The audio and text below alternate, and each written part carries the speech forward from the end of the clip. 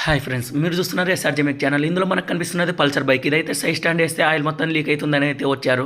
అలా ఎందుకు జరుగుతుందంటే ఆయిల్ బోల్ట్ స్లిప్ కావడం వల్ల జరుగుతుంది. ఆయిల్ బోల్ట్ స్లిప్ ఎందుకు అవుతుందంటే వీటికి ఆయిల్ బోల్ట్ సైడ్కి ఇస్తాడు. అలా సైడ్కి ఇచ్చినప్పుడు మనం ఓవర్గా టైట్ చేసామంటే ఆయిల్ బోల్ట్ అయితే స్లిప్ అయిపోతుంది. కొన్నిటికైతే ఛాంబర్ కూడా క్రాక్ వస్తుంది. దీనికైతే ఆయిల్ బోల్ట్ అయితే స్లిప్ అయింది.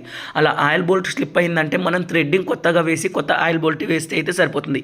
మీ బైక్ కూడా ఇలా ప్రాబ్లం ఉందంటే మీది కర్నూలు అయితే ఆర్ఎస్ రూట్లో చర్చి ఎదురుగా అయితే థ్రెడ్డింగ్ వేస్తారు. అదే మీది డోన్ అయితే మనకు డోన్లో తారక నగర్ ఇండియన్ పెట్రోల్ బంక్ అయితే ఇండియన్ పెట్రోల్ బంక్ పక్కన అయితే మనం థ్రెడ్డింగ్ వేస్తాం.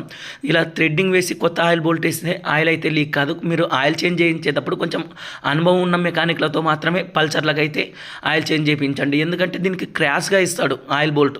అన్నిటికీ కింద ఇంజన్ కింద ఛాంబర్కి ఇస్తే దీనికి సైడ్కి ఇస్తాడు. అలా ఇవ్వడం వల్ల ఓవర్ టైట్ చేసినా కూడా ఛాంబర్ పగిలిపోయే అవకాశం ఉంటుంది. వీడియో నచ్చితే లైక్ చేయండి ఫ్రెండ్స్.